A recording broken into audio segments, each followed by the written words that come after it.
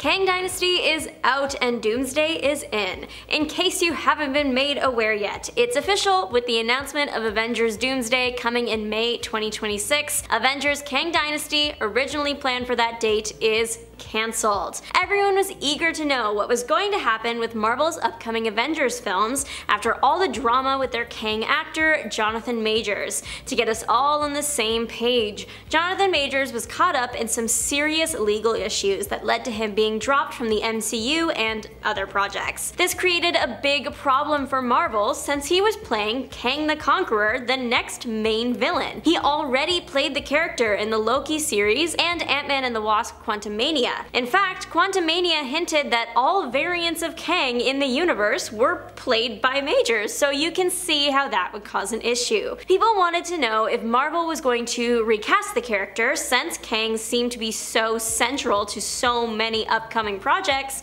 or if they were just going to scrap it all. We finally seem to have our answer. Kang is being replaced with another Marvel villain, Doctor Doom, played by Robert Downey Jr. The 2026 Avengers project that was supposed to be Kang Dynasty has swapped out its title for Doomsday, but fans are now left wondering how Kang's departure from the MCU will be explained in-universe. As stated, the character was supposed to be a big deal. Fans wonder if Kang will be brought into any future Marvel projects simply to give the character an ending, or if we are all collectively supposed to forget it happened, Peter Parker No Way Home style. A recent cryptic interview with Marvel's Kevin Feige has only caused more confusion. Screen Rant asked the Marvel president if Kang would still be a villain in an Avengers film, to which Feige responded, "I've done a number of interviews in the last couple days, and you're the first person to ask. I give you credit for just outright asking the question, and I'll give myself credit for trying to evade it and avoid it entirely." Now what does that mean? With the Doomsday announcement, I just assumed that if Kang is going to be in a movie, he would be mentioned only by name or something like that, just to close that chapter. But this interview has me questioning that assumption. Now it seems like Marvel might use Kang in the future. It also makes it sound like there is potential for Kang to not be a villain anymore. Although Feige is known for giving cryptic responses and the MCU is incredibly secretive, Feige answering the question in any other way than what he did would be considered a spoiler, and we all know what lengths Marvel will go to prevent those. However, some think that all this Kang drama might actually be a good thing. Kang's last appearance was in Ant-Man and the Wasp: Quantumania, and that movie did not do well. It is considered a flop. People criticize the story and the CGI, and most of all, Kang's involvement. Kang was able to be defeated by Ant-Man, his family, and a bunch of futuristic ants? Not to say that it wasn't hard and that Kang was easy to take down, but if a villain can be defeated by just one Avenger and a swarm of ants, why would the audience accept that the full Avengers team would ever struggle against him? This is Marvel fans' big criticism of the movie, that Kang's defeat by ants makes the character seem kind of ridiculous and not as threatening. Marvel might have seen all this criticism and taken that as a sign that Kang might not have been as good of an idea as they once thought. Currently, the movie is sitting at a 46% on Rotten Tomatoes, meaning it is unfortunately certified rotten. The audience score is drastically different at 82%. However, most reviews share a similar story. The film wasn't amazing, but it was fun. Generally, people agree that the plot was kind of all over the place, but the characters were portrayed well enough that if you don't have high expectations, you'll probably have a good time. Despite Kang being defeated in a questioning manner, people generally agreed that Jonathan Majors' portrayal of the character was the high point of the film. Since Ant-Man was Kang's movie debut, there is the possibility that Marvel will just let Kang be an Ant-Man villain, the same way that Whiplash is just an Iron Man villain. Still, some fans hope that Kang will be recast even if he is no longer the focal point of the next Avengers film. It would be nice to see the character get a proper ending in the timeline since he was built up so much. There is one pretty big roadblock in the way of a Kang recasting though.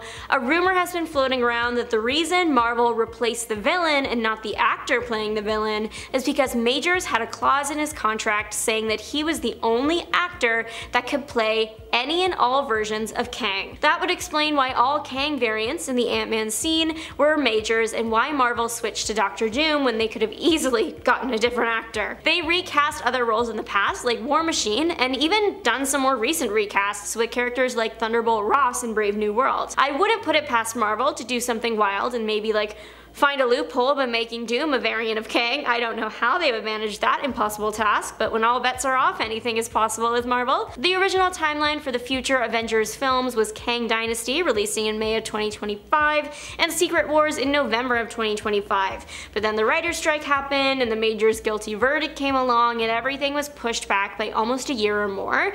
This extra time might be a blessing in disguise, giving Marvel more time to sort out the plot for these future films, and more time to work on the CGI aspects. Recently, Marvel movies have been the victim of online trolling due to some underdeveloped or just strange CGI. It's also come out that Marvel isn't always the best company to work for. They have been accused by CGI and VFX artists of being overly demanding, tough to please, overworking employees, and just not paying enough. Hopefully the extra year and Jonathan Majors' departure hiccup will give Marvel the opportunity to allow VFX artists the room to create their best work for Doomsday. There have been a lot of negative things surrounding the future Avengers films, so it's time for some good news. It was announced at San Diego Comic-Con that the Russo brothers were set to direct both of the upcoming Avengers movies. They have directed 4 Marvel movies so far: Captain America: The Winter Soldier, Captain America: Civil War, Avengers: Infinity War, and Avengers: Endgame. So, some of Marvel's best movies. Having the Russos take on the next couple Avengers films is a really good sign and has fans breathing out a sigh of relief amidst so much uncertainty. There is probably a reason why Marvel chose to go with Doctor Doom as Kang's replacement. In the Secret Wars comics, Doom is a pretty major player, even bigger than Kang. The two villains actually once faced off against each other, and Kang was not the winner of that fight. It makes sense that the one capable of defeating Kang becomes his replacement.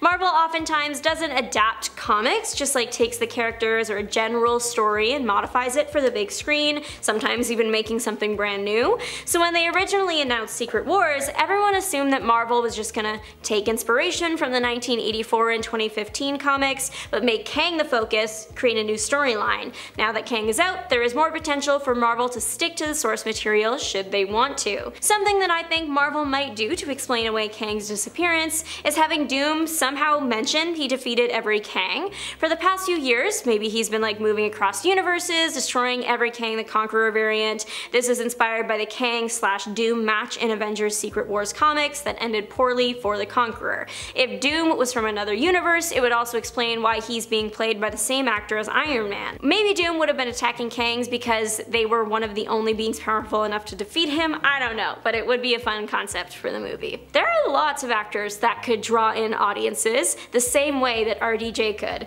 Marvel might not be doing too well right now, but it's still Marvel. They could get almost any actor out there. There is a reason why they must have casted RDJ, and I'm excited to see what it is. But what do you think? Let us know. Bye!